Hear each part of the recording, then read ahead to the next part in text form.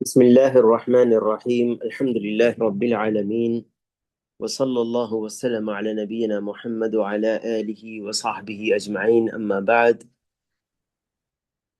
السلام عليكم ورحمة الله وبركاته۔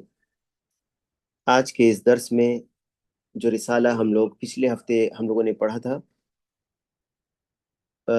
اس کا یہ دوسرا رسالہ ہے۔ شیخ ابن باز رحمہ اللہ نے اس کے تعلق سے یعنی جو لوگوں کو رمضان اور زکوٰۃ کے تعلق سے جو دو رسالے ہیں شیخ عبدالعزیز ابن عبداللہ ابن باز رحمہ اللہ کا، وہ اس میں سے ایک رسالہ جو زکوٰۃ کے تعلق سے تھا وہ ہم لوگوں نے پچھلے ہفتے پڑھا، اور آج انشاءاللہ اس مختصر سے درس میں دوسرا رسالہ پڑھیں گے، الرسالة الثانیہ فی فضل صیام رمضان وقیامہ مع بیان احکام مہمة قد تخفى على بعض الناس۔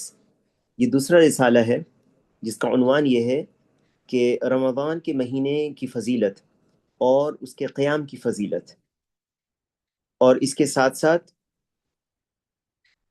ایسے اہم مسائل کا بیان، ایسے مسائل اور یا احکام کا بیان جو بعض لوگوں پر مخفی ہو سکتے ہیں، بعض لوگوں پر مخفی ہو سکتے ہیں۔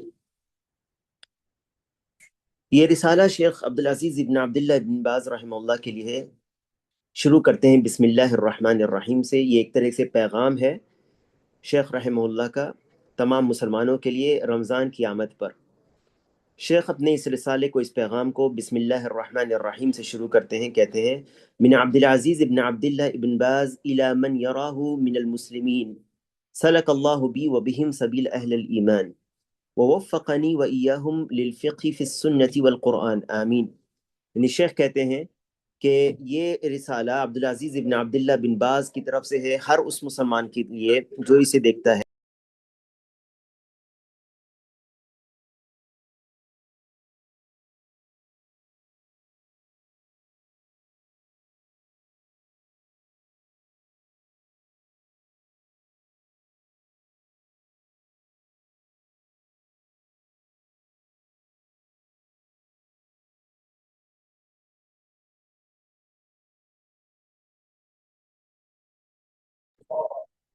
ہر اس مسلمان کے لیے جو اسے دیکھتا ہے، اللہ تعالیٰ مجھے اور انہیں اہل ایمان کے راستے پر چلائے اور ہمیں اس کی توفیق دے، دین کی اور سنت کی توفیق دے، سنت اور قرآن کی، آمین۔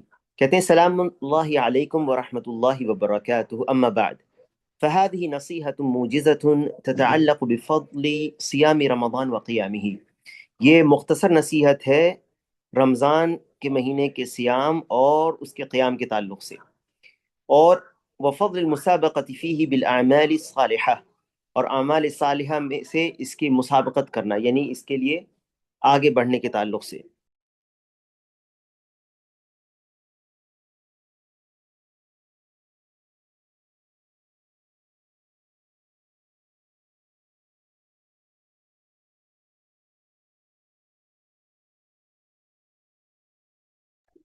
بیچ میں آواز کو بند کر رہا ہوں کہ کچھ ڈسٹربنس کی وجہ سے۔ بارک اللہ فیکم۔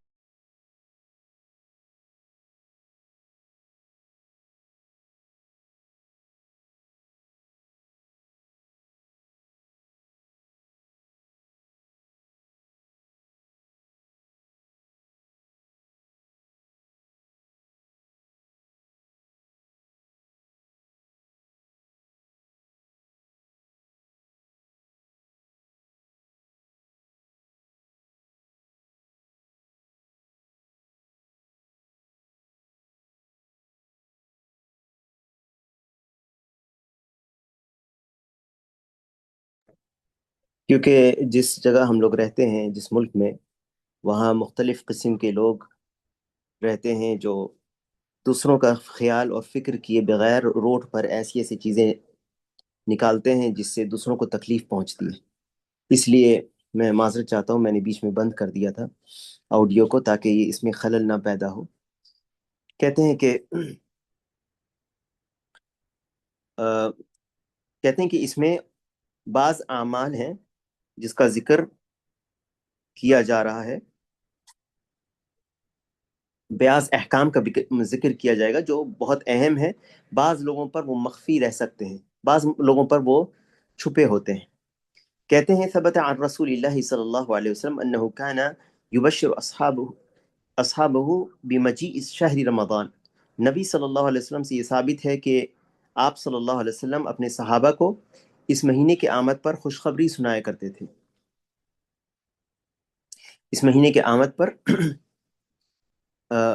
خوشخبری سنایا کرتے تھے اور انہیں یہ بتاتے تھے کہ اس مہینے میں رحمت کے دروازے کھول دیے جاتے ہیں.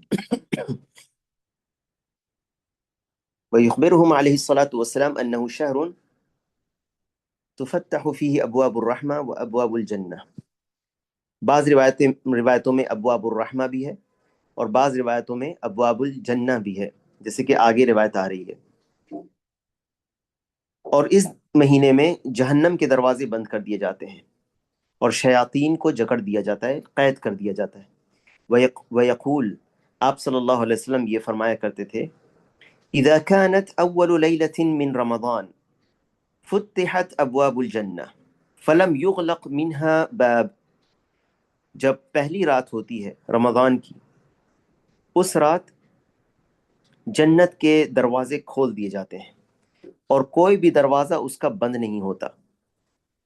وغلقت ابواب جہنم فلم يفتح منها باب فلم يفتح منها باب. وغلقت ابواب جہنم، جہنم کے دروازے بند کر دیے جاتے ہیں اور اس کا کوئی دروازہ کھلا نہیں رہتا. وصفدت الشیاطین، شیطانوں کو جکڑ دیا جاتا ہے، اس میں قید کر دیا جاتا ہے. وَيُنَادِي مُنَادٍ، اور پکارنے والا پکارتا ہے، آواز دیتا ہے، یا باغی الخیر اقبل، اے خیر کے چاہنے والے، اے خیر کے یا باغی الخیر، اے خیر کے چاہنے والے، اقبل، آگے بڑھ. وَيَا بَاغِيَ الشَّرِّ اقصر، اور اے شر کے جانے والے پیچھے رہ جا، رک جا، ٹھہر جا، پیچھے رہ جا. وَلِلَّهِ عُتَقَاءُ مِنَ النَّارِ، وَلِلَّهِ عُتَقَاءُ مِنَ النَّارِ وَذَلِكَ كُلَّ لَيْلَةٍ وَذَلِكَ كُلَّ لَيْلَةٍ. اور اللہ کے ایسے بندے ہیں جن کی گردنیں جہنم سے آزاد کی جاتی ہیں اور یہ ہر رات ہوتا ہے. یہ جو روایت ہے یہ صحیح روایت میں ہے، وَذَلِكَ كُلَّ لَيْلَةٍ، یہ ہر رات ہوتا ہے، کوئی ایک رات نہیں ہے یا کوئی ایک عشرہ نہیں ہے جس میں گردنیں آزاد کی جاتی ہیں. یعنی اللہ تعالیٰ اپنے بندوں کی گردنوں کو جہنم سے آزاد کرتا ہے. یہ اللہ کا فضل اور کرم ہے، اس کا احسان ہے کہ اس نے بعض مواسم ہمارے لیے ایسے دیے جس میں وہ بندوں کی مغفرت کرتا ہے. نیک اعمال کا اجر اس میں زیادہ ہے، بعض نیک اعمال کا اجر زیادہ ہے، یا بعض نیک اعمال کی ترغیب دلائی گئی ہے. اور رمضان المبارک یہ وہ مبارک مہینہ ہے جس میں شیطان کو بھی جگڑ دیا جاتا ہے تاکہ لوگ جو ہے وہ خیر کے راستے کو آسانی سے حاصل کر سکیں، اور جہنم کے دروازوں کو بھی بند کر دیا جاتا ہے اور جنت کے دروازوں کو کھول دیا جاتا ہے.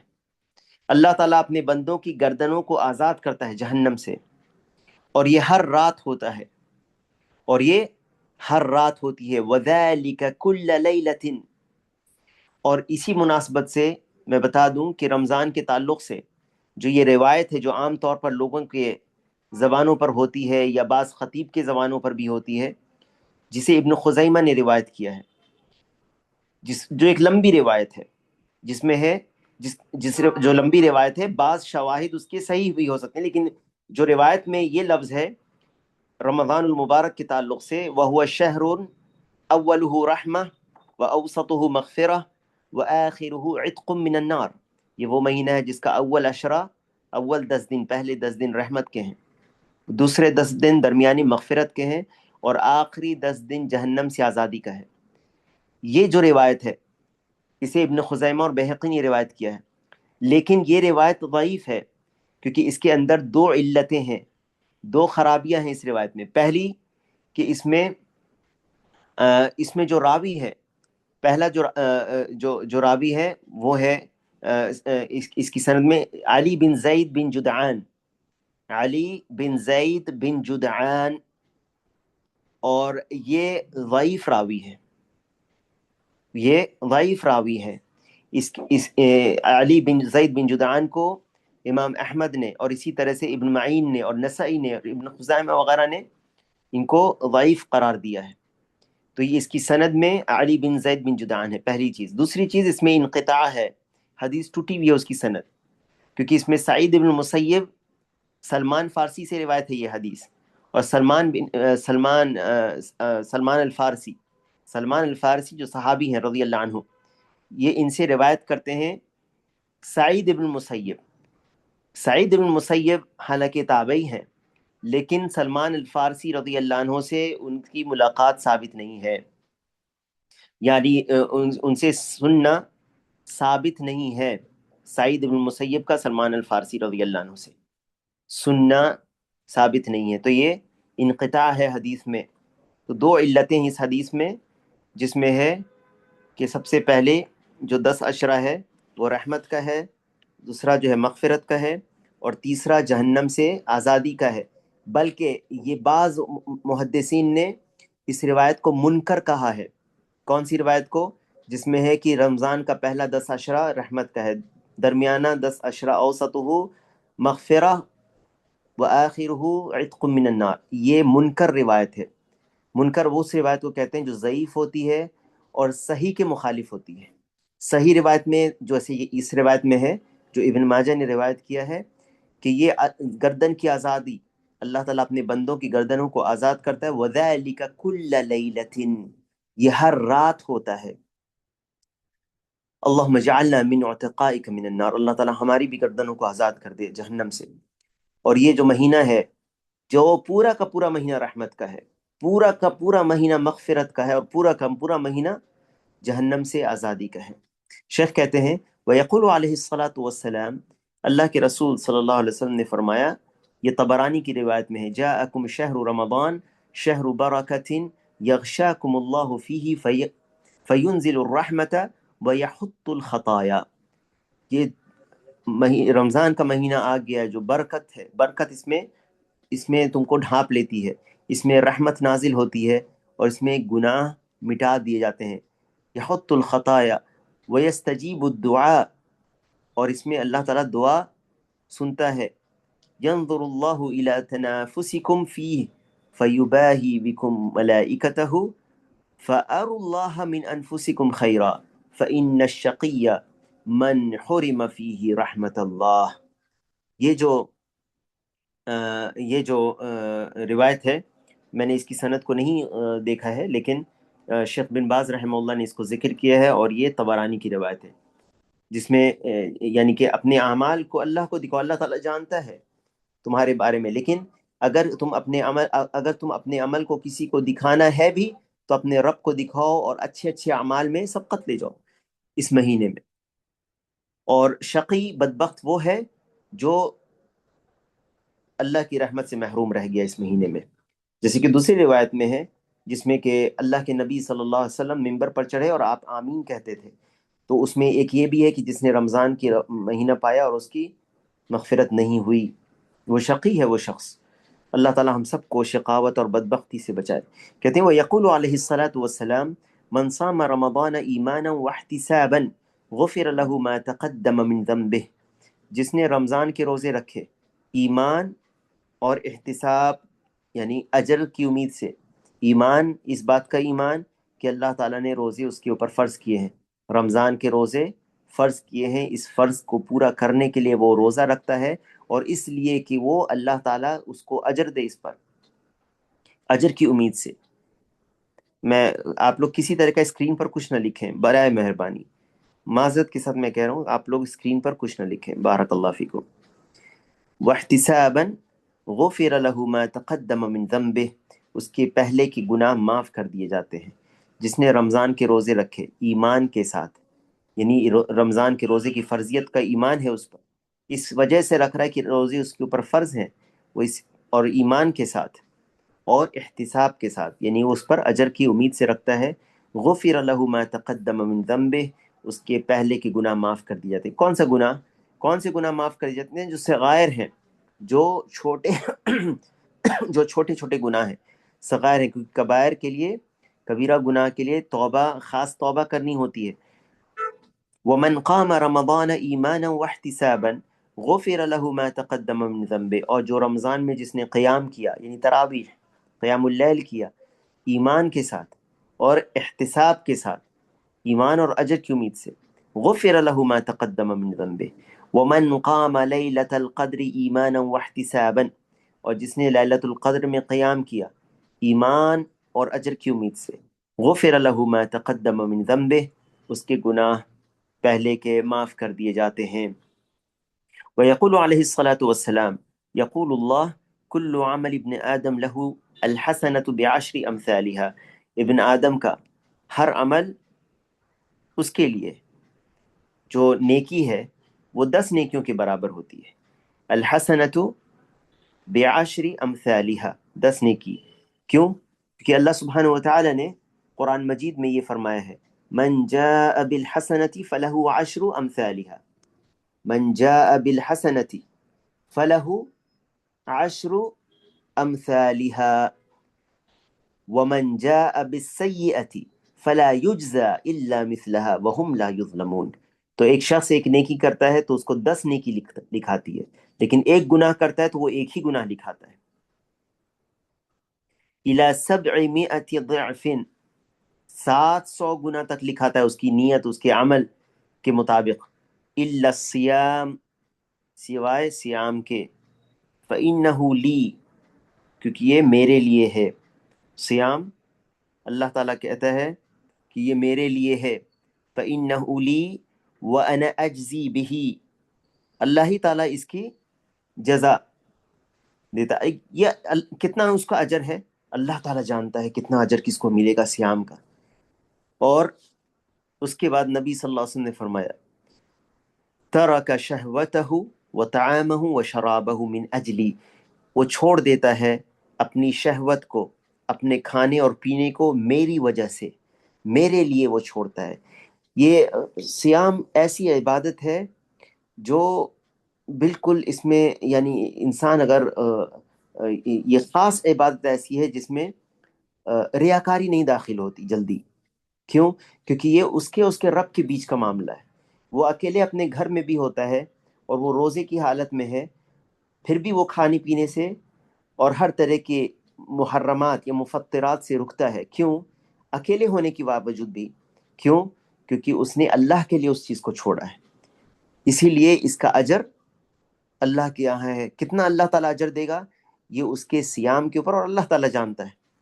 للصائم فرحتان، روزے دار کے لیے 2 خوشیاں ہیں۔ فرحت عند فطرہ، ایک خوشی اس کی فطر، افطار کے وقت، وفرحت عند لقاء ربہ، اور دوسری جب وہ اپنے رب سے ملاقات کرے گا۔ ولخلوف فم الصائم، اور اس کے منہ کی جو بو ہے، کس کی؟ روزے دار کی، اطیب عند اللہ من ریح المسک، وہ اللہ کے نزدیک مسک کی خوشبو سے بھی زیادہ بہتر یا خوشبودار ہے، پاک ہے یا خوشبودار ہے۔ والاحادیث، یہ فضیلت ہے اس کی، سیام کی، رمضان کی۔ والاحادیث فی فضل سیام رمضان وقیامہ وفضل جنس الصوم کثیرہ، شیخ کہتے ہیں بہت ساری احادیث ہیں اس تعلق سے، سیام رمضان کے تعلق سے یا اس کے قیام کے تعلق سے یا روزوں کے تعلق سے، عام طور پر بھی روزوں کے تعلق سے جو احادیث ہیں بہت زیادہ ہیں۔ فینبغی للمؤمن ان ینتہز هذه الفرصہ، اس فرصت کو، اس موقع کو، مومن کو چاہیے کہ اس موقع کا پورا بھرپور فائدہ اٹھائے۔ وَهِيَ مَا مَنَّ اللَّهُ بِهِ عَلَيْهِ مِنْ إِدْرَاكِ شَهْرِ رمضان، اللہ تعالیٰ نے جس کو اس کے اوپر یہ خاص فضل اور اکرام کیا ہے کہ اللہ تعالیٰ نے اسے رمضان کا مہینہ نصیب کیا۔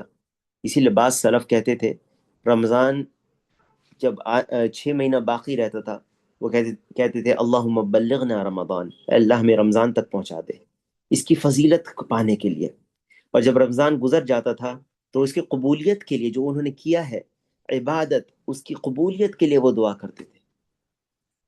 تو شیخ کہتے ہیں فیسارع الی الطاعات، نیکیوں میں آگے بڑھتا ہے وہ مومن، اور برائی سے بچتا ہے، اور فرائض کی ادائیگی میں پوری کوشش کرتا ہے جو اللہ نے اس کے اوپر فرض کیا ہے، خاص کر کے 5 وقت کی نمازوں کو، 5 وقت کی جو صلوات الخمس ہے اس کی پابندی کریں مساجد میں، مساجد میں پابندی سے، مرد حضرات مساجد میں پابندی سے 5 وقت کی نمازیں پڑھیں، فَإِنَّهَا عمود الاسلام، کیونکہ یہ اسلام کی کا ستون ہے، صلاۃ جو ہے، وہی اعظم الفرائض بعد الشہادتین، شہادتین کے بعد یہ سب سے بڑی فریضہ ہے، یہاں تک کہ سیام سے پہلے، اسی لیے بعض اہل علم کہتے ہیں کہ جو نماز نہیں پڑھتا، 5 وقت کی نماز جو نہیں پڑھتا، اس کو رمضان میں روزہ رکھنے سے کوئی فائدہ نہیں ہے، یہ موسمی مسلمان ہونے سے کوئی فائدہ نہیں ہے اس کا، کہ بس رمضان آیا تو آپ مسلمان ہو گئے، آپ نے نماز کی پابندی شروع کی اور روزہ بھی رکھ لیا،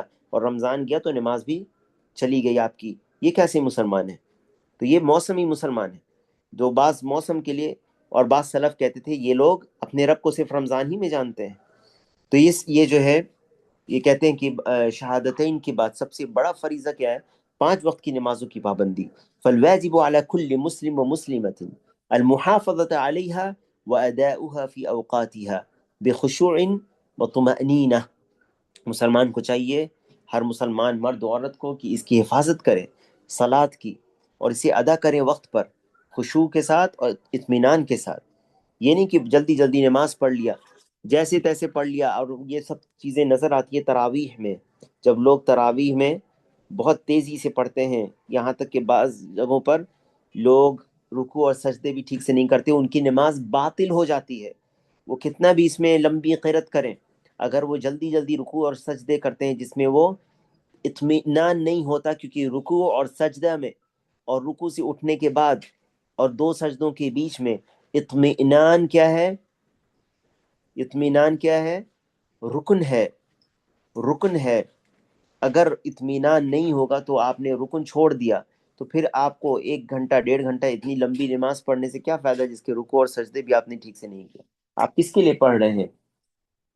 اس کے بعد کہتے ہیں وَمِنْ اہم واجبات فی حق الرجال اداؤها فی الجماعہ فی بیوت اللہ، اہم واجبات میں سے مردوں کے لیے کہ اسے مسجد میں، یہ اللہ کے گھروں میں جماعت کے ساتھ ادا کریں، التي اذن اللہ ان ترفع ويذكر فيها اسمه كما قال تعالی، جیسے کہ اللہ تعالیٰ نے اس کو بیان کیا ہے، اللہ سبحانہ و تعالیٰ نے اسے بیان کیا ہے، وَأَقِيمُوا الصَّلَاةَ وَآتُوا الزَّكَاةَ وَارْكَعُوا مَعَ الرَّاكِعِينَ، نماز کے قائم کرو، وَأَقِيمُوا الصَّلَاةَ وَآتُوا الزَّكَاةَ، وَآتُوا الزَّكَاةَ زکوٰۃ ادا کرو، وَارْكَعُوا مَعَ الرَّاكِعِينَ، یہ دلیل ہے جماعت کے ساتھ نماز پڑھنے کی، وَارْكَعُوا مَعَ الرَّاكِعِينَ، رکوع کرنے والوں کے ساتھ رکوع کرو، یہ دلیل ہے مردوں کے لیے کہ وہ جماعت کے ساتھ نماز ادا کریں، وَارْكَعُوا مَعَ الرَّاكِعِينَ، کوئی پوچھتا ہے کہ قرآن سے دلیل دو کہ با جماعت نماز پڑھنے کی، تو یہی دلیل ہے، اللہ کا فرمان ہے وَارْكَعُوا مَعَ الرَّاكِعِينَ، اور یہ امر کا صیغہ ہے، اور امر اصل میں کیا ہے؟ وجوب کے لیے آتا ہے، وقال تعالی حافظوا علی الصلوات والصلاة الوسطى وقوموا للہ قانتین، نماز کی حفاظت کرو، خاص کر صلاۃ الوسطیٰ، صلاۃ الوسطیٰ سے مراد عصر کی صلاۃ ہے، اور اسی طرح سے وقال تعالی قد افلح المؤمنون الذين هم في صلاتهم خاشعون، مومن فلاح پا گئے، وہ کون لوگ؟ جو لوگ اپنی نماز میں خشوع کرتے ہیں، الى ان قال والذین هم على صلواتهم يحافظون، وہ لوگ جو اپنی نمازوں کی حفاظت کرتے ہیں، اولئک هم الوارثون، یہی لوگ وارث ہیں، الذین یرثون الفردوس، کس چیز کے وارث؟ فردوس، ہم فیہا خالدون، جس میں وہ ہمیشہ رہیں گے، وقال النبی صلی اللہ علیہ وسلم العہد الذی بیننا وبینہم الصلاة فمن ترکها فقد کفر، جو عہد ہمارے اور ان یعنی مشرکین و کفار کے بیچ میں وہ ہے صلاح، تو جس نے صلاح کو چھوڑ دیا اس نے کفر کیا، یہ حدیث احمد نے روایت کی اپنے مسند میں، اور یہ صحیح روایت ہے، تو جو شخص نماز نہیں پڑھتا ہے، بے نمازی ہے، وہ نماز چھوڑ دیتا ہے، ترک کر دیتا ہے، ترک کرنے کا معنی یہ ہے کہ پڑھتا ہے اور کبھی نہیں پڑھتا، کبھی دو دن چار دن چھوڑ دیتا ہے، پھر ایک وقت دو وقت کی پڑھ لیتا ہے، ایک دو دن پڑھ لیتا ہے، پھر دو چار دن چھوڑ دیتا ہے، یا کبھی پڑھتا ہے کبھی نہیں پڑھتا، یہ لوگ بہت خطرے میں ہیں۔ اور یہ جو علماء اس میں اختلاف کرتے ہیں کہ کیا یہ شخص کافر ہے یا نہیں ہے، یا مسلمان ہے۔ یہ اتنا سنگین معاملہ ہے کہ نماز کے چھوڑ دینے والے شخص کے تعلق سے علماء میں اختلاف ہے کہ کیا یہ مسلمان رہتا بھی ہے یا کافر ہو جاتا ہے۔ اور صحیح قول، جو اصح قول اس میں ہے، اللہ عالم، وہ یہی ہے دلائل کی روشنی میں، کہ ایسا شخص کافر ہو جاتا ہے جو نماز کا ترک کر دینے والا ہے، چھوڑ دینے والا ہے۔ جیسے کہ اس حدیث میں ہے، العہد الذی بیننا وبینہم الصلاۃ فمن ترکها فقد کفر۔ اسی لیے جو عہد ہمارے اور ان کے بیچ میں ہے، مشرکین کے بیچ میں، وہ صلاح ہے، تو جس نے صلاح کو چھوڑ دیا اس نے کفر کیا، وہ کافر ہو جاتا ہے وہ شخص۔ اور اسی لیے سیام کے سے پہلے نمازوں کی پابندی ضروری ہے۔ تو جو شخص نماز چھوڑتا ہے یا وہ نماز میں اپنے لاپرواہی کرتا ہے، اسے توبہ کرنی چاہیے، اور آئندہ سے عزم کرنا چاہیے کہ آئندہ سے وہ ایسا نہیں کرے گا، وہ توبہ کرے اور پھر نماز کی پابندی کرے اور روزوں کی پابندی بھی کرے۔ اور جب وہ ایسا کرے گا تو پھر اللہ سے امید رکھے، اس کے بعد جب کہ اس نے توبہ کیا ہے، نمازوں کی پابندی کی ہے اور زکوٰۃ اور روزے کی پابندی کرتا ہے، تب وہ اللہ سے امید رکھے کہ اللہ تعالیٰ اسے ہدایت دے گا اور اس کے گناہوں کو معاف کر دے گا، اور پھر اس کو یعنی اس کے گناہوں کو معاف کر دے گا۔ تو اس لیے یہ نہیں کہ آپ رمضان کے لیے آپ نماز پڑھنا شروع کر دیتے ہیں، کیونکہ نماز پہلے ہے روزہ سے، اس لیے آپ نماز پڑھنا شروع کر دیتے ہیں، اور رمضان گیا تو آپ کی نماز بھی چلی گئی۔ یہ یہ کوئی نمازی شخص ایسا نہیں ہوتا۔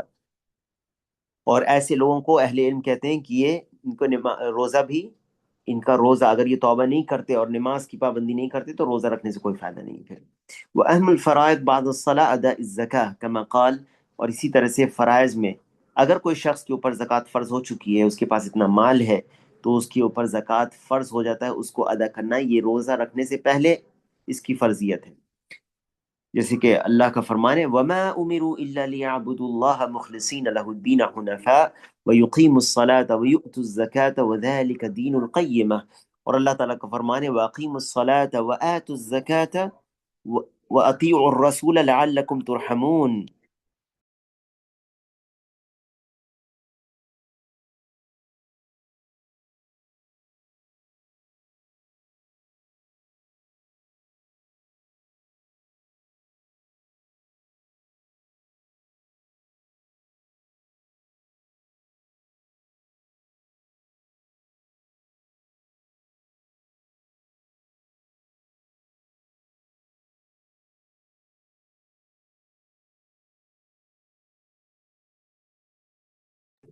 اس کے بعد کہتے ہیں کہ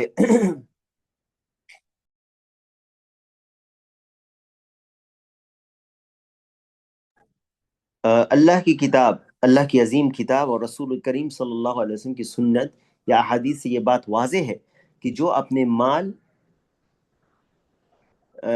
مال کی زکوٰۃ ادا نہ کرے، قیامت کے دن اس کو اسی مال سے عذاب دیا جائے گا۔ اور پھر کہتے ہیں کہ نماز و زکوٰۃ کے بعد سب سے اہم فریضہ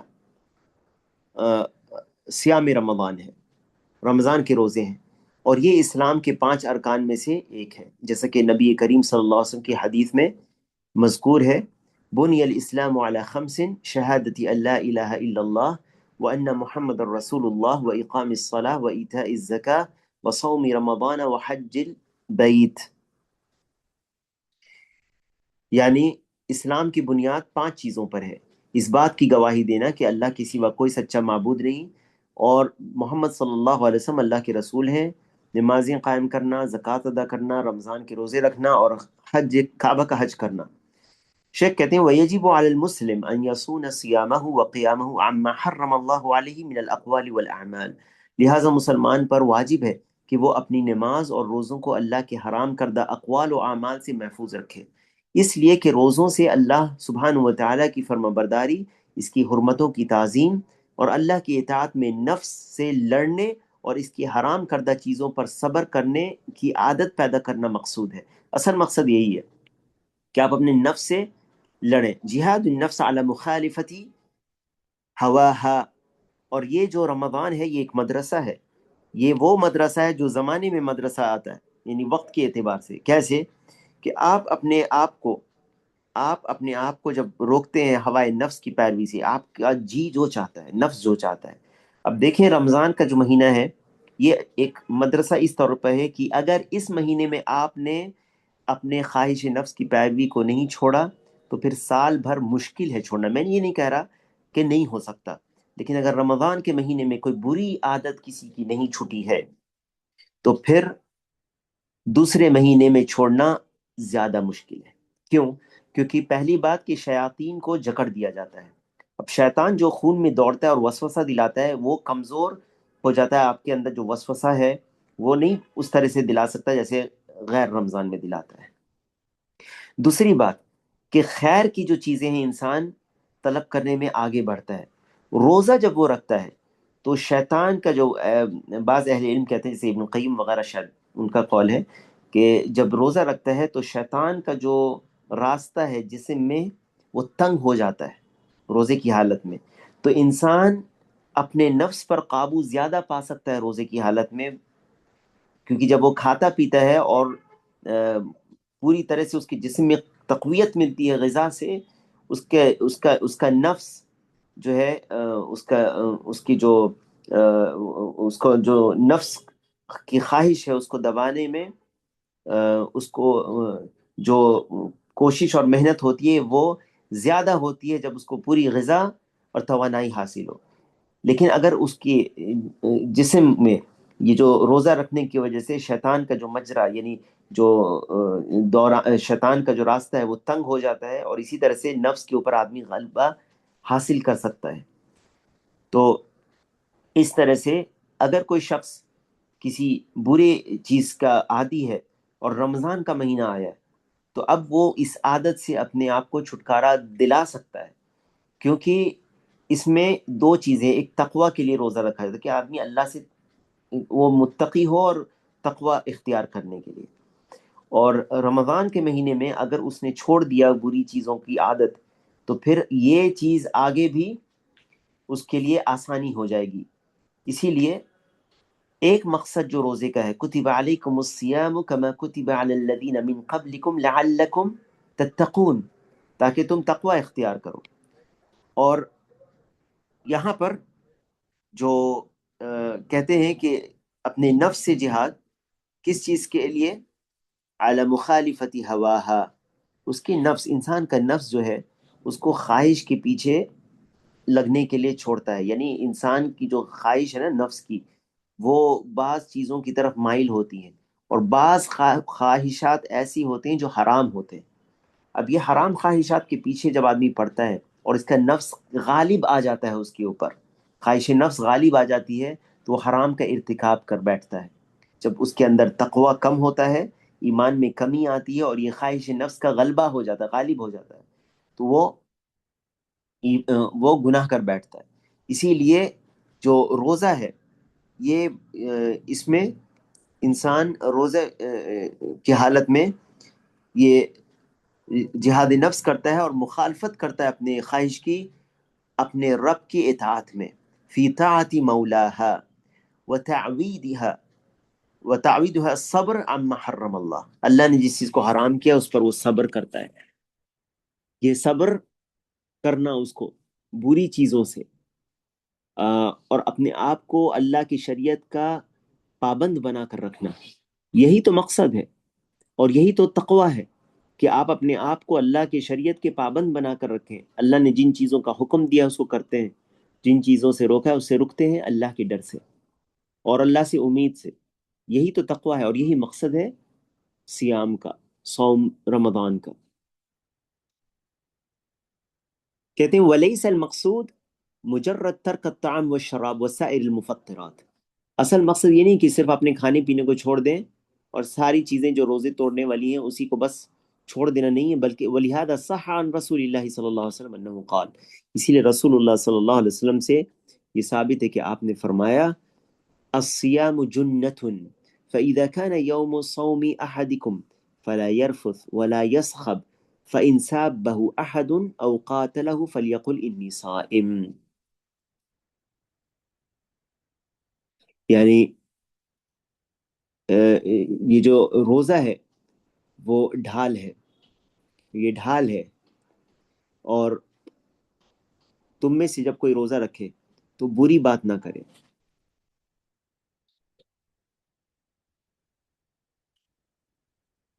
روزہ ڈھال ہے، جو تم میں سے کسی کا روزہ کا دن ہو، روزہ رکھے تو نہ دل لگی کی باتیں کرے، نہ شور و غل کرے۔ اگر کوئی اس کے ساتھ گالی گلوچ کرے یا اس سے لڑے تو کہہ دے کہ میں تو روزے دار ہوں، انی صائم۔ کل کے درس میں نے بتایا تھا کہ ایسی حالت میں مصلحت کے طور پر بیان کرنا یہ ریاکاری نہیں ہے، اگر مصلحت ہے بتانے میں۔ وصح عنہ صلی اللہ علیہ وسلم انہ قال، اور نبی صلی اللہ علیہ وسلم سے یہ ثابت ہے کہ آپ نے فرمایا، من لم يدع قول الزور والعمل به والجهل فليس لله حاجة في ان يدع طعامه وشرابه۔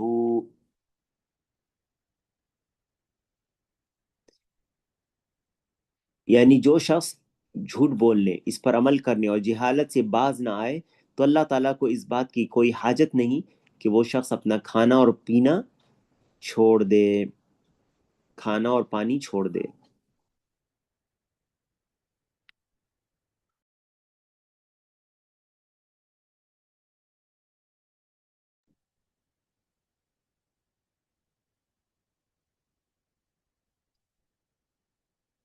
کہتے ہیں کہ لہٰذا ان نصوص اور دیگر دلائل سے معلوم ہوا کہ روزے دار پر واجب ہے کہ وہ ہر اس چیز سے اپنے آپ کو بچائے جو اللہ نے اس پر حرام کیا ہے، اور ہر اس چیز کی پابندی کرے جو اللہ نے اس پر واجب کیا ہے۔ اس طرح اس کے لیے مغفرت، جہنم سے آزادی اور روزے اور قیام کی قبولیت کی امید کی جا سکتی ہے۔ وَهُنَاكَ أُمُورٌ قَدْ تَخْفَى عَلَى بَعْضِ النَّاسِ۔ اب آتے ہیں ان چیزوں پر جو بعض لوگوں پر مخفی ہو سکتی ہیں۔ میں صرف ترجمہ پڑھوں گا کیونکہ وقت کم ہے، اس رسالے کو آج ختم بھی کرنا ہے، انشاءاللہ آدھے گھنٹے میں ہو جائے گا، تھوڑا صبر کریں آپ لوگ۔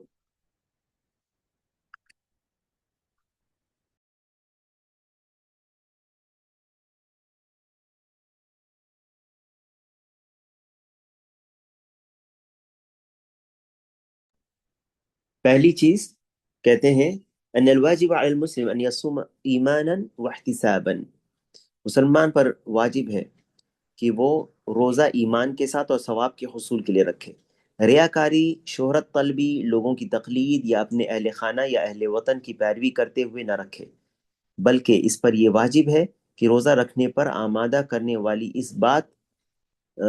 بات اس کا یہ ایمان ہو کہ اللہ نے اس پر یہ فرض کیا ہے۔ یہ اصل مقصد ہونا چاہیے آپ کا روزہ رکھنے سے۔ کیوں آپ رکھ رہے ہیں روزہ؟ اس لیے نہیں کہ چلو رمضان کا مہینہ ہے سارے لوگ رکھ رہے ہیں، بلکہ اس لیے کیونکہ اللہ تعالیٰ نے اسے واجب کیا ہے آپ کے اوپر۔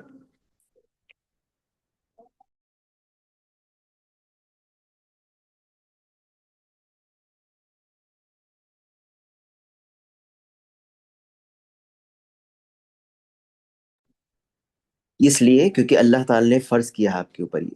واحتسابہ الاجر عند ربہ فی ذلک، اور اپنے رب سے اس پر اجر کی امید سے رکھے۔ تو یہ دو چیزیں ہیں، اس کے رب کے ہاں اجر کی نیت سے ہو، اور دوسرا کہ اللہ تعالیٰ نے اس کو فرض کیا ہے۔ جو اس نیت سے روزے رکھے گا رمضان کا، اس کے گناہ معاف کر دیے جائیں گے۔ اسی طرح رمضان کے قیام بھی ایمان اور احتساب کے ساتھ کرنا چاہیے۔ احتساب یعنی اس امید سے، اجر کی امید سے، نہ کہ کسی اور مقصد سے۔ اس لیے نہیں کہ لوگ کہیں کہ وہ قیام کرنے آتا ہے مسجد میں، نہیں، بلکہ اس لیے کیونکہ اللہ کے نبی صلی اللہ علیہ وسلم نے اس تعلق سے بیان کیا، اس کی جو فضیلت ہے اس کے بارے میں ایمان رکھے اور اس کے اجر سے کرے۔ جیسے کہ حدیث میں ہے، من صام رمضان ایمانا واحتسابا غفر له ما تقدم من ذنبه ومن قام رمضان ایمانا واحتسابا غفر له ما تقدم من ذنبه ومن قام ليلة القدر ایمانا واحتسابا غفر له ما تقدم من ذنبه۔ جس نے ایمان کے ساتھ اور اجر و ثواب کی حصول کی نیت سے رمضان کے روزے رکھے، اس کے پچھلے گناہ معاف کر دیے جائیں گے، اور جس نے ایمان کے ساتھ اور اجر و ثواب کے حصول کی نیت سے رمضان کا قیام کیا، اس کے پچھلے گناہ معاف کر دیے جائیں گے، اور جس نے شب قدر میں، لیلۃ القدر میں ایمان کے ساتھ ثواب کی غرض سے قیام کیا، اس کے پچھلے گناہ معاف کر دیے جائیں گے۔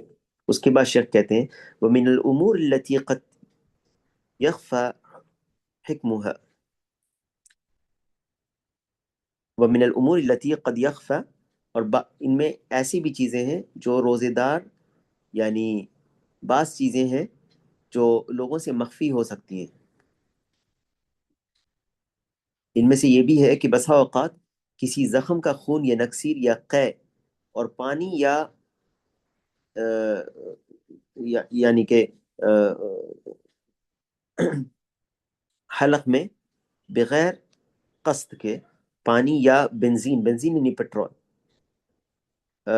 بغیر اختیار کے اگر چلا جائے، فکل هذه الامور لا تفسد الصوم. ایک قاعدہ یاد رکھیں، ایک قاعدہ اس کو یاد رکھیں اچھی طرح سے. شیخ ابن عثیمین رحمہ اللہ نے بھی بیان کیا ہے شرح الممتع میں، زاد المستقنع کی جو شرح ہے. ایک قاعدہ یاد رکھیں کہ روزے کی نیت اگر انسان کی اور روزے سے ہے، تو اگر کوئی چیز غلطی سے ہو جائے، غلطی سے ہو جائے غلطی سے مراد کیا ہے؟ غلطی سے مراد یہ کہ جیسے غلطی سے پانی اس کے حلق میں چلا جائے، یا بھول کر وہ کھانا کھا لے، یا بھول کر پانی پی لے، تو ایسی حالت میں اس کا روزہ نہیں ٹوٹے گا. بھول کر ہو یا غلطی سے ہو.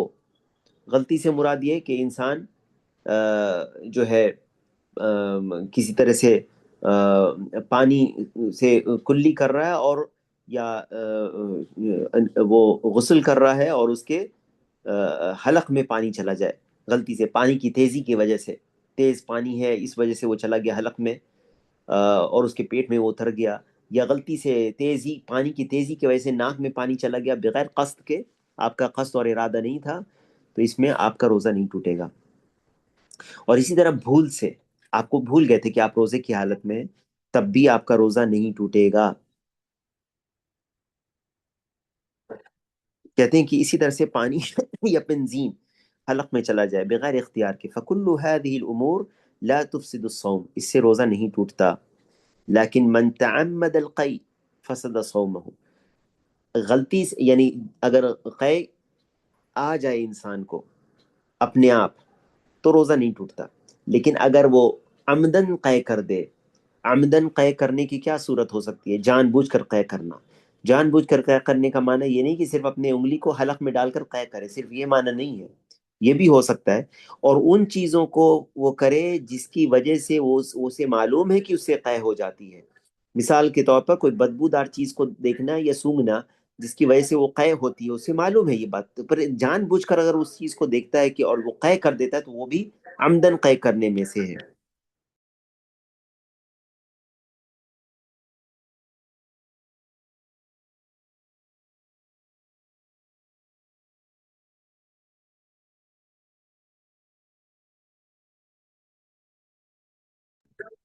جیسے کہ حدیث آگے آ رہی ہے من ذرعہ القیء فلا قضاء علیہ، جسے خود بخود جسے قے آ جائے اس پر قضا نہیں ہے. جب قضا نہیں ہے اس کا مطلب اس کا روزہ بھی نہیں ٹوٹا. ومن استقاء فعلیہ القضاء، اور جو قے کو لائے کرے، جو قے کرے اس پر قضا واجب ہے. اس کے بعد شیخ کہتے ہیں ان میں سے یہ بھی ہے ومن ذلک، ان میں سے یہ بھی ہے کہ کبھی روزے دار جنابت کے غسل کو طلوع فجر تک مؤخر کر دیتا ہے، اور اسی طرح بعض عورتیں حیض و نفاس سے پاکی کے غسل کو فجر تک مؤخر کر دیتی ہیں. اگر اس عورت نے طلوع فجر سے پہلے پاکی دیکھ لی تو اس پر روزہ رکھنا لازم ہوگا. یعنی انسان جنابت کی حالت میں اٹھا ہے اور اس کو وقت نہیں ہے، اس نے سحری کر لی اور وقت ختم ہو گیا اور وہ جنابت کی حالت میں، تو اس میں کوئی حرج نہیں ہے کہ وہ روزہ شروع کر دے اپنا. اسی طرح سے حیض و نفاس والی عورت اگر وہ پاک ہو جاتی ہے طلوع فجر کے پہلے، رات کے آخری حصے میں بھی اگر وہ پاک ہو جاتی ہے اور اس کو وقت ملا ہے، اب وہ سحری کر لے اور نیت کر لے، اس کے بعد اذان بھی ہو جاتی ہے تو وہ فجر کا وقت ہو گیا ہے، اب روزے کا وقت شروع ہو چکا ہے اور یہ روزے کی حالت میں ہے. اس کے بعد وہ غسل کر سکتا ہے یا وہ غسل کر سکتی ہے. یہ معنی ہے اس کا، اس کا روزہ صحیح ہے، اس کا روزہ صحیح ہے. یہ لازم نہیں ہے کہ آپ پاکی کی حالت میں روزہ شروع کریں. ٹھیک ہے. کیونکہ کبھی ایسا ہوتا ہے کہ انسان جنابت کی حالت میں ہوتا ہے، اس کے پاس وقت نہیں ہوتا، تو وہ سحری کر لے، اور اگر وقت ختم بھی ہو گیا تب بھی وہ غسل کر لے، پھر فجر کی نماز پڑھے، اس کا روزہ صحیح ہے۔ اور اگر عورت پاک ہو جاتی ہے اپنی حیض یا نفاس سے، تو اس کے لیے واجب ہے کہ وہ نیت کر لے اور پھر غسل کرے، گرچہ فجر کا وقت کیوں نہ ہو جائے، اس کا روزہ صحیح ہوگا۔ تو اس صورت میں فجر طلوع ہونے کے بعد بھی غسل کر سکتی ہے، مگر سورج طلوع ہونے تک غسل کو مؤخر کرنا اس کے لیے جائز نہیں ہے۔ کیوں جائز نہیں ہے؟ فجر کے طلوع ہونے تک مؤخر کر سکتی ہے، لیکن سورج کے طلوع ہونے تک کیوں نہیں مؤخر کر سکتی ہے؟ یا مرد ہے تو مؤخر کیوں نہیں کر سکتا ہے؟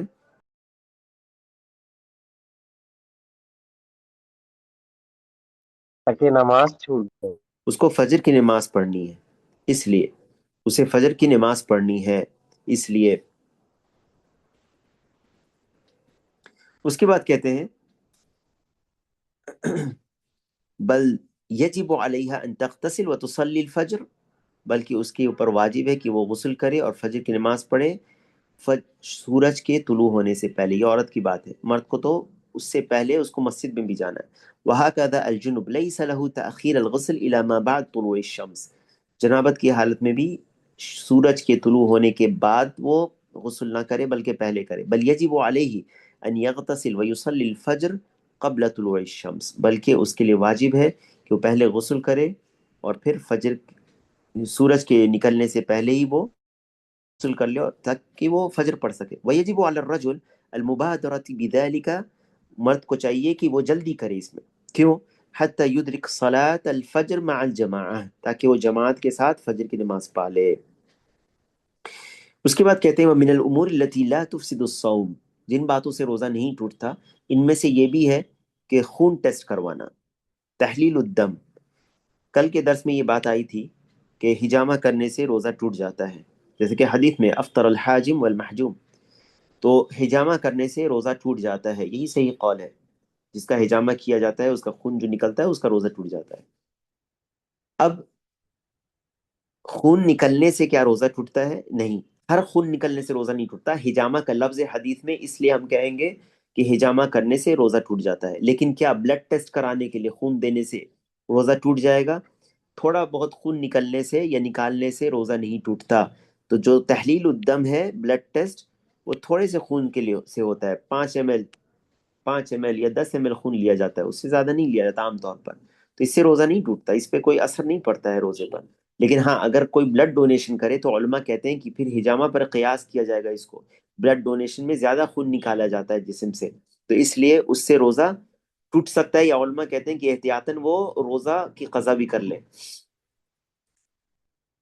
تو کہتے ہیں کہ وضرب الابر غیر التي يقصد بها التغذیہ، اور جن چیزوں سے روزہ نہیں ٹوٹتا، خون ٹیسٹ کروانا ہے، اچھا، غذائی انجیکشن کے علاوہ کوئی دوائی کا انجیکشن لگوانا۔ اب بخار ہے تو پیراسیٹامول کا انجیکشن لے سکتے ہیں کہ نہیں؟ لے سکتے ہیں، بخار کو کم کرنے کے لیے اگر کسی نے پیراسیٹامول کا انجیکشن لیا ہے، یا اس کے جسم میں درد ہے اور اس نے درد کا انجیکشن لیا ہے، تو یہ انجیکشن سے روزہ نہیں ٹوٹتا، کیونکہ اس سے مغذی نہیں ہے، یہ غذائی انجیکشن نہیں ہے۔ غذائی انجیکشن جس سے غذا مل رہی ہے آپ کے جسم کو، جو کھانے پینے کے قائم مقام ہے، اس سے روزہ ٹوٹ جائے گا، چاہے وہ کھانا پینا ہو یا اس کے قائم مقام ہو۔ قائم مقام جو کھانے پینے جیسے ہے، جیسے کھانے پینے سے جسم کو طاقت ملتی ہے، اسی طرح سے اس سے بھی طاقت ملتی ہے، جیسے پانی کا گلوکوز چڑھوانا، ہاں، گلوکوز کا ڈرپ چڑھوا دینا۔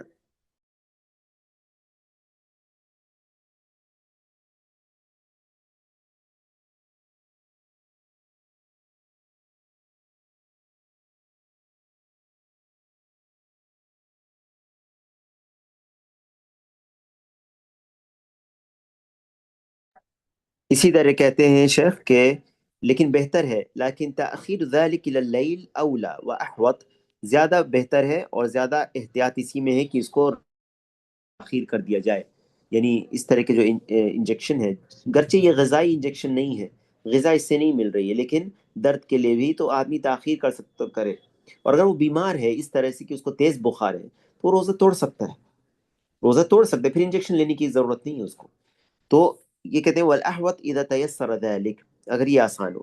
اب انسولین کا مسئلہ آتا ہے، کیونکہ انسولین جو ڈائبٹکس ہوتے ہیں ان کو افطار سے پہلے انسولین لینا پڑتا ہے، ڈاکٹر کہتے ہیں کہ 20 منٹ 15 منٹ پہلے لیں، تو وہ انسولین کا انجیکشن لیا جا سکتا ہے؟ ہاں، شیخ بن باز کا ہی قول ہے، فتویٰ ہے کہ انسولین کا انجیکشن لیا جا سکتا ہے۔ کیوں؟ کیونکہ یہ غذا نہیں ہوتی، یہ ہارمون ہے، اور انسولین کا انجیکشن جب آدمی لیتا ہے تو اس کے بعد وہ پھر یہ کر سکتا ہے روزے کے حالت میں۔ لیکن اس میں بھی بہتر یہ ہے کہ انسولین کا بھی انجیکشن کیوں نہ ہو، وہ روزہ کھول کر لے لے، ہلکا پھلکا کچھ کھا لے، اور پھر نماز کے بعد، مغرب کے بعد وہ کھانا ٹھیک سے کھائے، اس لیے کیونکہ انسولین کو عام طور پر لینے کے 10 منٹ یا 15 منٹ یا 20 منٹ کے بعد کھایا جاتا ہے کھانا پورے اچھی طرح سے، لیکن تھوڑا بہت آپ کھا سکتے ہیں اس کے پہلے، تو آپ پانی سے یا تھوڑا کھجور سے روزہ کھول سکتے ہیں، اس کے بعد انسولین لینے کے بعد پھر آپ صلاح سے فارغ ہو کر آپ کھانا کھا سکتے ہیں، تو یہ زیادہ احوط ہے۔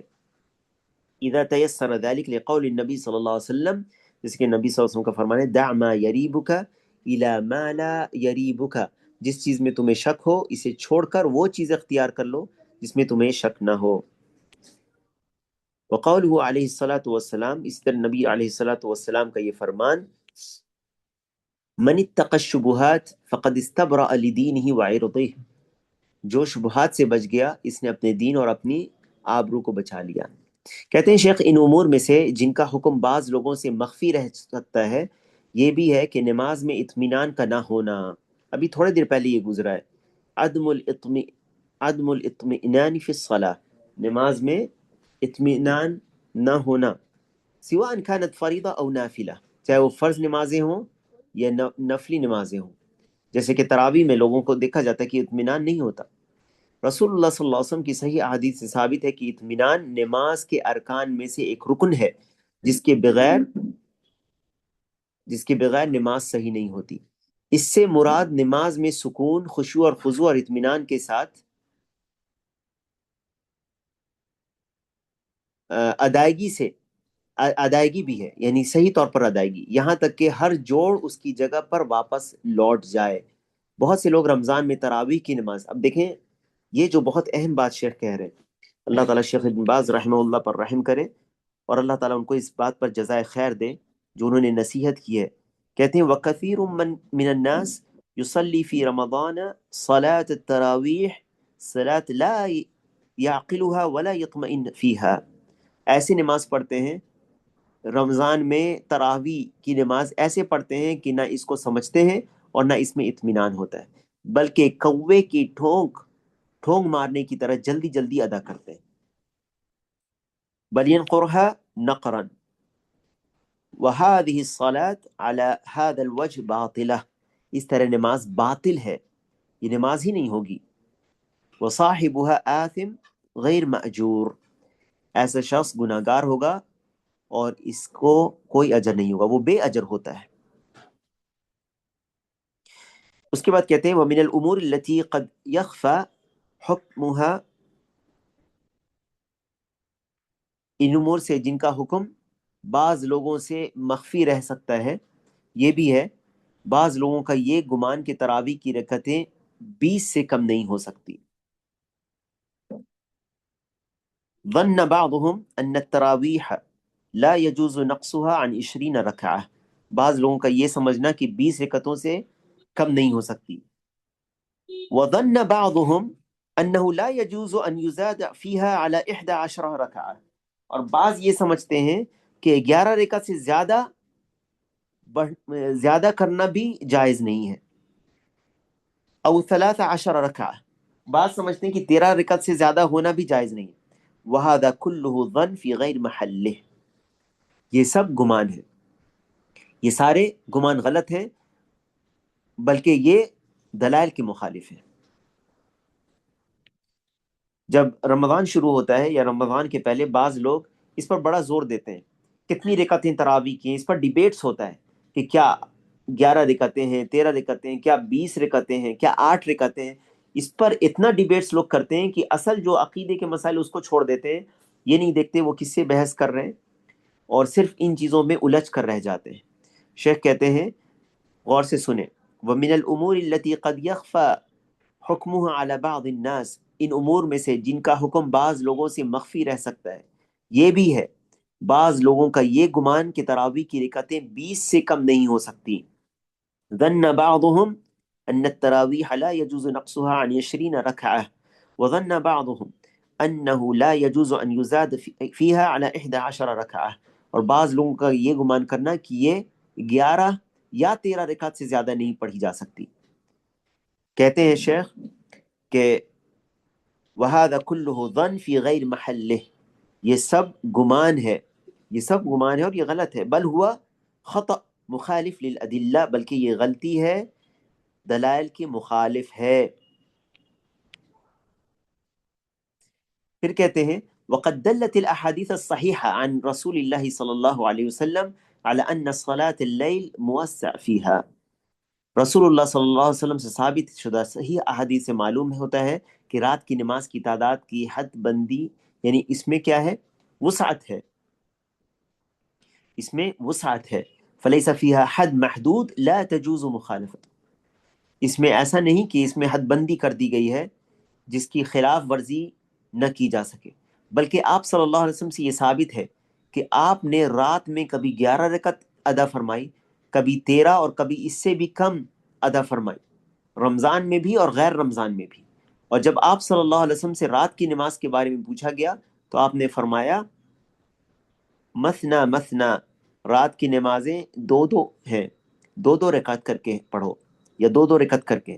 فَإِذَا خَشِيَ أَحَدُكُمُ الصُّبْحَ صَلَّى رَكْعَةً وَاحِدَةً تُوتِرُ لَهُ مَا قَدْ صَلَّى، اور جب تم میں سے کسی کو صبح ہونے کا خوف ہو تو وہ ایک رکعت نماز پڑھ لے، وہ اس کی پڑھی ہوئی نماز کو وتر بنا دے گی.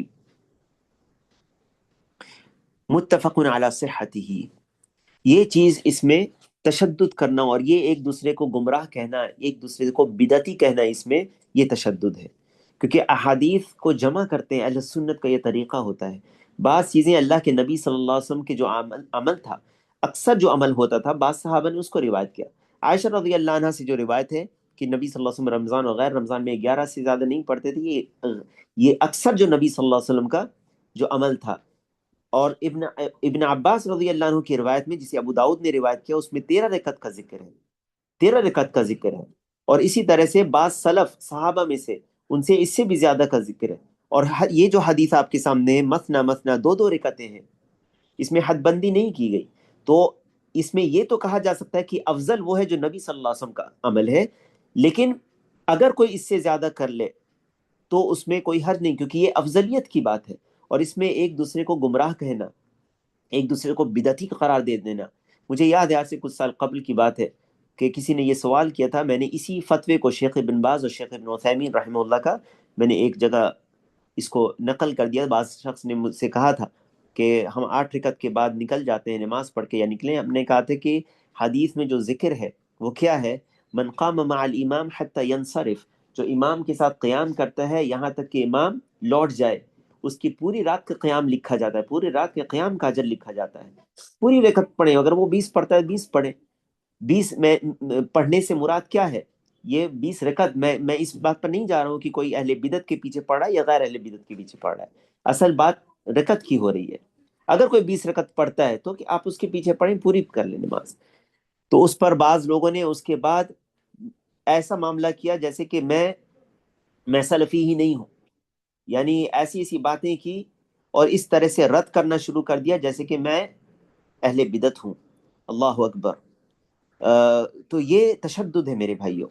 اس طرح سے مسائل کو سمجھنے کا جو طریقہ ہے، کیسے ہم سمجھیں گے فقہی مسائل ہے، کیا یہ عقدی مسائل ہے یا فقہی مسائل ہے، کیا اس میں وسعت کریں گے یا نہیں کریں گے، یہ سب من یرید اللہ بہ خیرا یفقہہ فی الدین. اس لیے بہت جلد بازی کر کے اپنے کسی مسلمان بھائی کے اوپر جرح کر دینا اس طرح سے، اور اسے گمراہ کر کہنا یا اسے کہنا کہ یہ لوگ مقلد ہیں یا اس کو بدعتی قرار دینا، یہ اچھی بات نہیں ہے اس معاملے میں. اور رمضان کے مہینے میں عبادت میں گزاریں اپنے وقت کو، اللہ سے دعا کریں، روزے رکھیں، اپنی زبان کی حفاظت کریں. اپنے زبان کی حفاظت بہت ضروری ہے. ابھی گزرا تھوڑا دیر پہلے، من لم يدع قول الزور والعمل به فلیس للہ حاجہ. تو یہ جو چیزیں ہیں اس کو اپنے ذہن نشین رکھیں. اس کے بعد شیخ کہتے ہیں ولم، آگے کہتے ہیں کہ میں صرف ترجمہ پڑھ دیتا ہوں، وقت کم ہے اس لیے، کہتے ہیں کہ چنانچہ آپ صلی اللہ علیہ وسلم نے متعین رکعات کی حد بندی نہیں فرمائی، نہ رمضان کے لیے اور نہ غیر رمضان کے لیے، اس لیے صحابہ کرام نے عمر رضی اللہ عنہ کے دور میں بعض اوقات 23 رکعات اور بعض اوقات 11 رکعات ادا فرمائی. ولم يحدد ركعات معينة لا في رمضان ولا في غيره، ولهذا صلى الصحابة في عهد عمر رضي الله عنه في بعض الأحيان 23 ركعة، وفي بعضها 11 ركعة، كل ذلك ثبت عن عمر رضي الله عنه وعن الصحابة في عهده. 11 بھی ثابت ہے عمر رضی اللہ عنہ کے عہد میں، اور 23 بھی ثابت ہے عمر رضی اللہ عنہ کے عہد میں. اور جس چیز میں صحابہ نے اور سلف نے وسعت کی، ہم اسے تنگ کیسے کر سکتے ہیں. اس کے بعد کہتے ہیں وَكَانَ بَعْضُ السَّلَفِ يُصَلِّي فِي رَمَضَانَ 36 رَكْعَةً، اسے ترمذی نے بیان کیا ہے. امام ترمذی نے جو حدیث ذکر کی ہے اس کے بعد جو مختلف عمل بیان کیا ہے، جس پر لوگوں کا عمل ہے، اس میں یہ بھی بیان کیا ہے کہ بعض بسا اوقات کہیں، یعنی سلف کا یہ عمل ہے کہ وہ 36 رکعتیں بھی پڑھتے تھے، وَيُوتِرُ بِثَلَاث، 3 سے وطر کرتے تھے، بعضهم يصلي 41، بعض 41 رکعتیں پڑھتے تھے. وذكر ذلك عنهم شیخ الاسلام ابن تیمیہ وغیرہ من اہل العلم، شیخ الاسلام ابن تیمیہ نے اور بعض اہل علم نے اس کو ذکر کیا ہے. كما ذكر رحمۃ اللہ علیہ ان الامر في ذلك واسع، اسی طرح سے شیخ الاسلام ابن تیمیہ رحمہ اللہ نے ذکر کیا کہ اس معاملے میں وسعت ہے، اس معاملے میں وسعت ہے، اور یہ آسانی ہے، شریعت کی طرف سے یہ وسعت ہے، یہ کسی شخص کا قول نہیں ہے، اس لیے کیونکہ شریعت کے دلائل موجود ہیں، صحابہ کا عمل موجود ہے، رسول اللہ صلی اللہ علیہ وسلم کے اقوال کی روشنی میں. وذكر ايضا ان الافضل لمن اطال القراءة، اب دیکھیں تطبیق کیسے کریں گے. اس میں افضل کیا ہے؟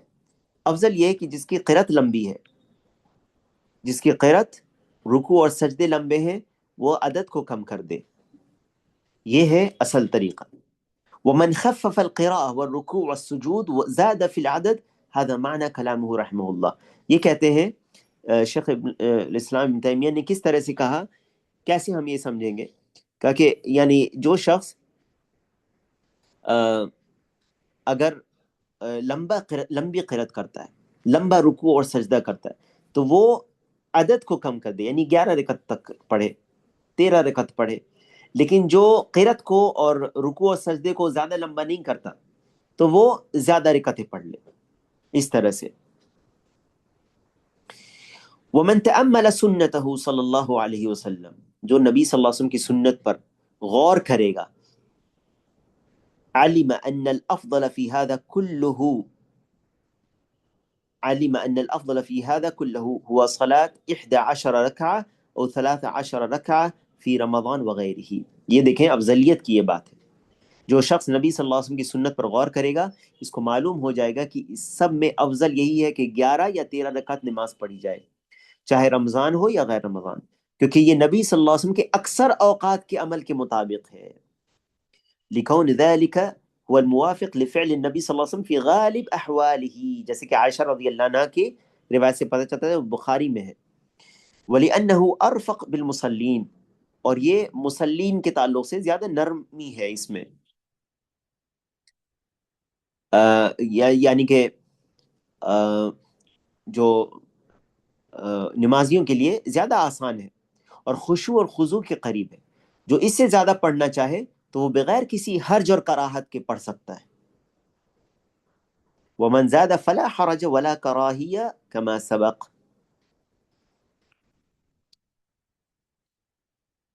اس کے بعد کہتے ہیں والافضل لمن صلى مع الامام في قیام رمضان الا ينصرف الا مع الامام.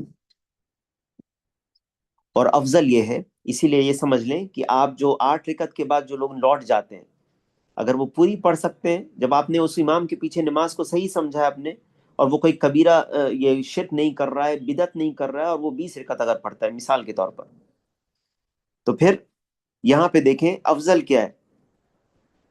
افضل یہ ہے کہ جو امام کے ساتھ پڑھ رہا ہے، قیام رمضان کر رہا ہے، تراویح ہے یا قیام جو بھی کر رہا ہے، قیام کر رہا ہے، تراویح کر رہا ہے، ایک ہی بات ہے، اللہ ينصرف الا مع الامام، کہ امام سے پہلے وہ نہ لوٹے، یعنی امام کے ساتھ وہ مکمل کر لے. اس کے لیے افضل یہی ہے کہ وہ اپنی نماز کو امام کے ساتھ مکمل کر لے، کیونکہ نبی صلی اللہ علیہ وسلم کا فرمان ہے، ان الرجل اذا قام مع الامام حتى ينصرف كتب الله له قیام لیلہ.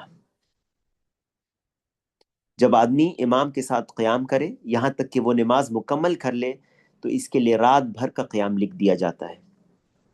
دوسری روایت میں ہے من قام مع الامام حتى ينصرف، یہ اس طرح سے.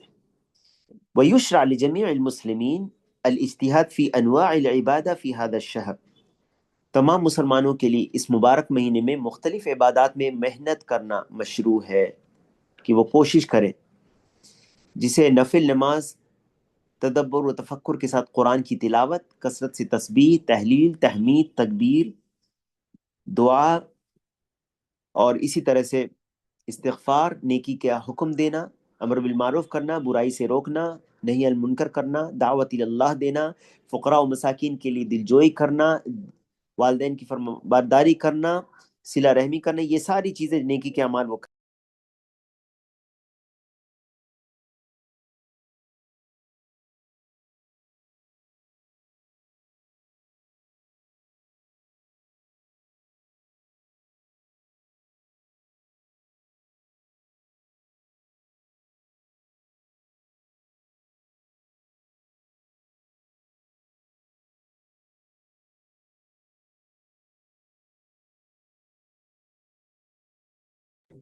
یہاں پر امر بالمعروف و نہی عن المنکر، دعوت اللہ، اور فقراء اور مساکین کی دلجوئی کرے، یہ ساری نیکی کے اعمال ہیں.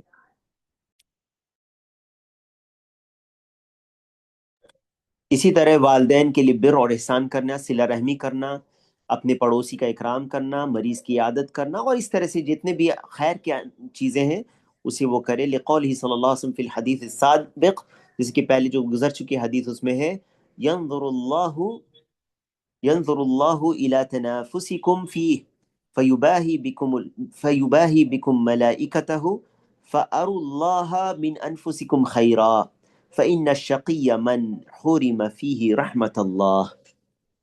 یعنی نیکیوں میں تمہاری سبقت کرنے کو اللہ دیکھتا ہے اور اپنے فرشتوں کے سامنے تم پر فخر کرتا ہے، لہٰذا اللہ کو اپنی جانب سے بھلائی دکھاؤ. اگر تم اپنے آپ کو دکھانا ہے اپنے نیک عمل تو اللہ کو دکھاؤ، اور اللہ تعالیٰ تو جانتا ہے تمہارے عمل کو، کیونکہ بدبخت وہ ہے جو اس ماہ میں اللہ کی رحمت سے محروم ہونے والا ہو جاتا ہے یا ہو جائے گا، یا وہ جو محروم ہو گیا.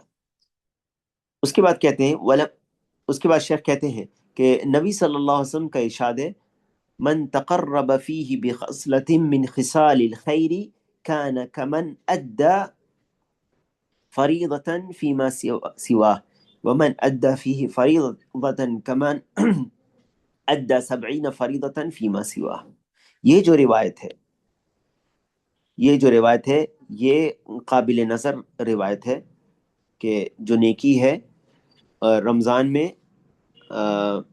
اس کے تعلق سے، کہ جس نے اس ماہ میں کسی نیکی کے ذریعے قرب حاصل کیا، اس نے گویا دوسرے اوقات میں کسی فریضے کو انجام دیا، اور جس نے اس میں کسی فرض کو ادا کیا گویا اس نے دوسرے اوقات میں 70 فرضوں کو ادا کیا. اس روایت کے تعلق سے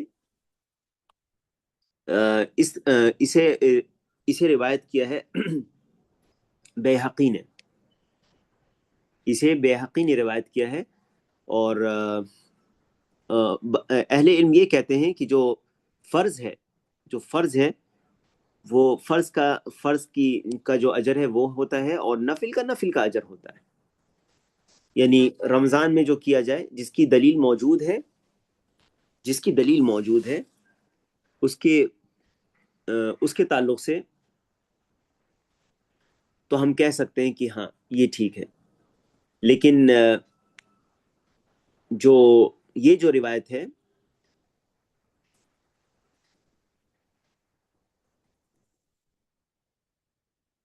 یہ اس بات کے مزید اس میں اس کو دیکھنے کی ضرورت ہے کہ یہ روایت سندن کیسی ہے.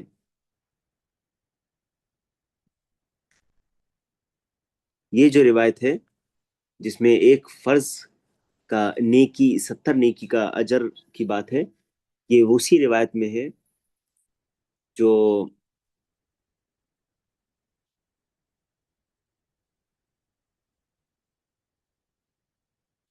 سندن اس میں کلام ہے، جسے شیخ نے ذکر کیا ہے اس روایت میں کلام ہے.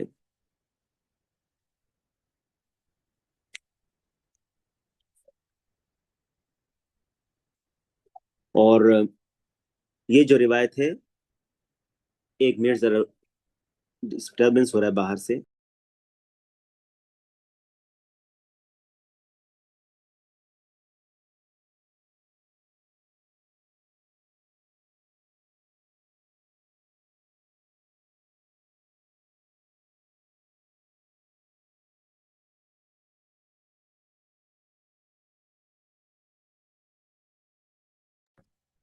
اس روایت کو جو شیخ نے یہاں پہ ذکر کیا ہے، یعنی جو کسی خیر کے کام کو کرتا ہے وہ ایسا جیسے اس نے فرض کو ادا کیا رمضان میں،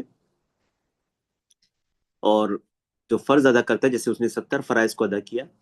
یہ روایت ابن حجر الاسقلانی نے اسے ضعیف قرار دیا ہے. یہ روایت ضعیف ہے، صحیح نہیں ہے. اور اسی لیے شیخ نے جو یہاں پہ ذکر کیا ولیمہ رویہ، روایت کیا جاتا ہے، یہ جو ہے اس سے پتہ چلتا ہے کہ یہ شیخ کے نزدیک بھی یہ روایت ضعیف ہے. یہ شیخ نے اس کو ذکر کر دیا ہے جو یہ صرف فضائل کے طور پہ اس کو بیان کرنے کے لیے. اللہ عالم.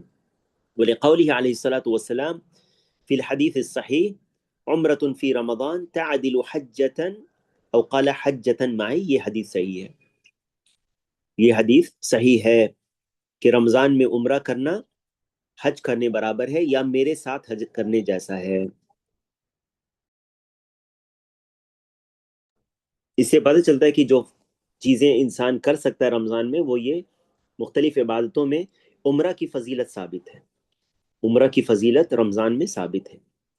لیکن اگر کوئی یہ کہتا ہے کہ میں ظہر کی نماز پڑھوں تو غیر رمضان میں یہ 70 ظہر جیسی ہے، تو یہ اس کا ثبوت نہیں ملتا ہے، اسی صحیح حدیث سے اس کا ثبوت نہیں ملتا. اس کا شیخ کہتے ہیں والاحادیث والاثار الدالة على شرعیت المسابقة والمن. اس کا شیخ کہتے ہیں کہ اس کے علاوہ اور بھی جو احادیث ہیں کہ اس مہینے میں نیکی کے مختلف کاموں میں ایک دوسرے پر سبقت لے جانے کی مشروعیت کو بیان کرنے والی احادیث و آثار بکثرت موجود ہیں. واللہ المسئول.